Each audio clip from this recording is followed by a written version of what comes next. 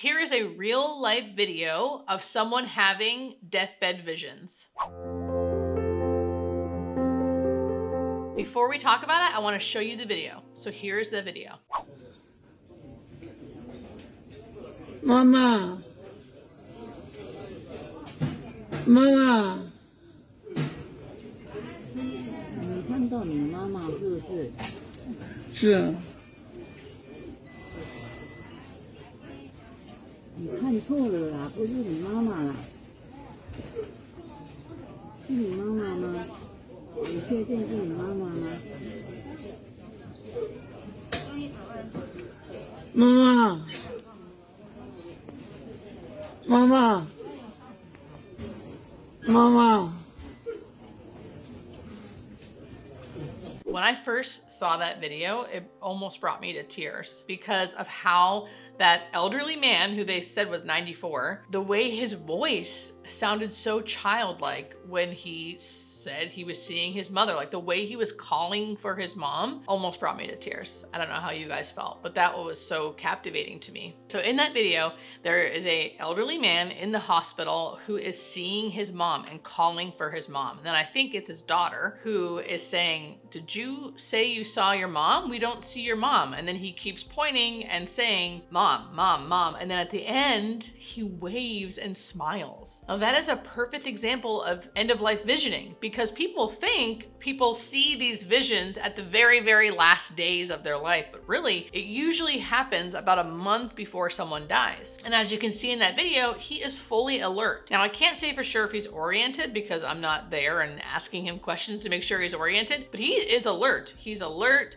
he's fully seeming functioning, and he is seeing his mom who no one else is seeing. From my experience as a hospice nurse who has witnessed people seeing deathbed visions, this is exactly how it happens. So the person is usually certain they're seeing them, very comforted by it, and alert and oriented when they're experiencing it. I know that many of my followers are going through a lot, whether it's because you have an illness or you love someone that has an illness or you're grieving someone that had an illness. Caring for someone while they're dying or grieving someone after they died can make you feel isolated, alone, and overwhelmed. I've never been afraid to talk about my struggles with grief, with anxiety, with mental health in general. And there were periods of my life that I had a lot of therapy, and that therapy literally saved and changed my life. Unfortunately, I think money and time are the two obstacles that can get in the way of people really getting help. It's hard to find the time and the money for a therapist.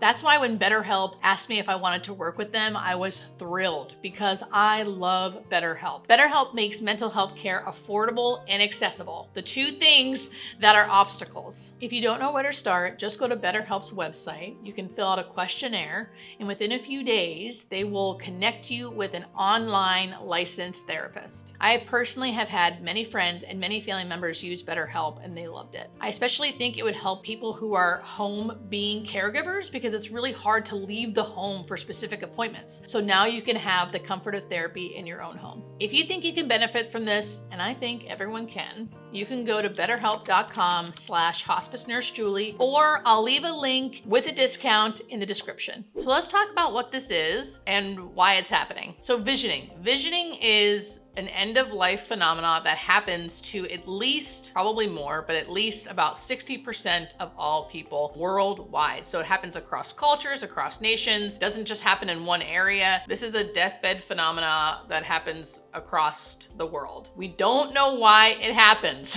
I hate to say this to you, we don't know why it happens. There are theories, of course. People talk about DMT being released or oxygen being low, or medications causing this. Those are theories. Those are not proven, and we don't know why it happens.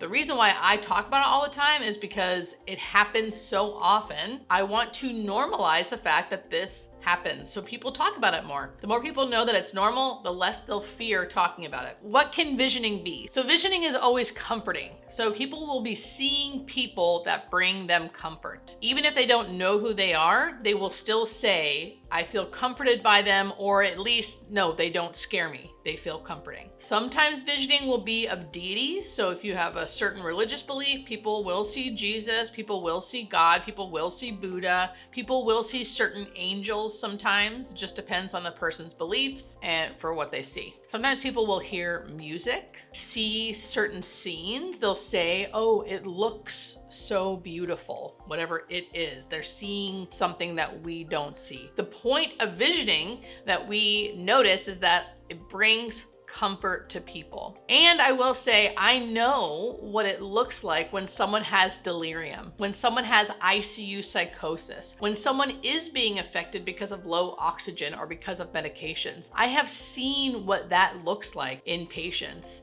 Visioning, from what I've experienced, is not that. It's usually very clear, very comforting. It looks different. Just like this video.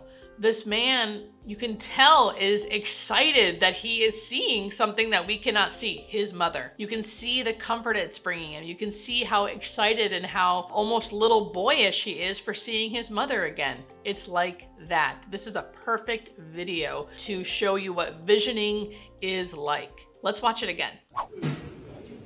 你看到你妈妈是不是？是你看错了啦，不是你妈妈啦，是你妈妈吗？你确定是你妈妈吗？妈妈，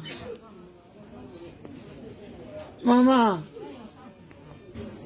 妈妈。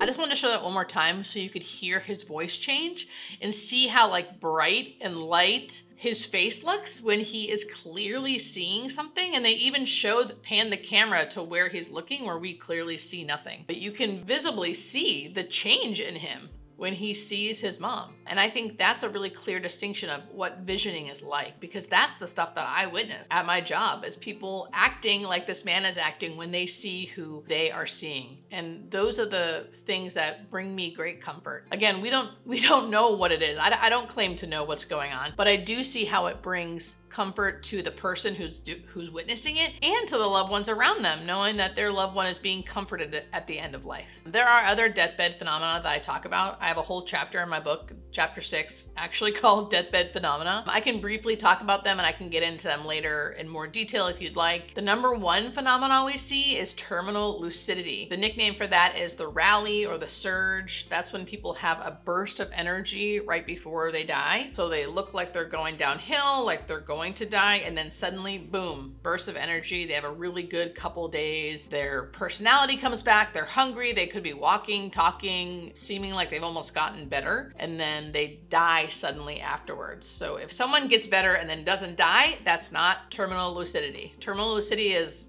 down, up, and then they die shortly after. I talk about that a lot, and it's good to educate people that that happens so they're not shocked when the person does die. We don't know why it happens, but it happens in about 1/3 of all of our patients. The other ones are the death stare, the death reach. Those two things go along a lot with visioning. It's where people will stare to the corner of the room and not lose their stare, right? And sometimes they'll be talking, sometimes they'll reach their arms up. That's the death reach, where they're like reaching and saying mom, or saying someone's name, or just smiling and reaching up. That's the death reach. The last phenomena has a lot to do with timing.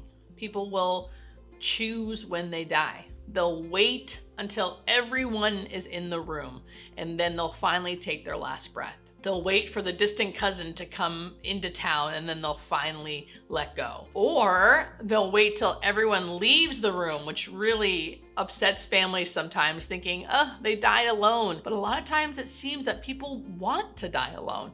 They will wait until everyone leaves, and then they'll finally let go. And then I've also seen people literally choose when they're going to die. They want to make it until their daughter's wedding. They get to their daughter's wedding. A couple days later, they die. These are things we can't explain, but we see them so often that I literally created a whole chapter in my book just to talk about it, to educate everybody that these are normal things that happen at the end of life that we can't explain.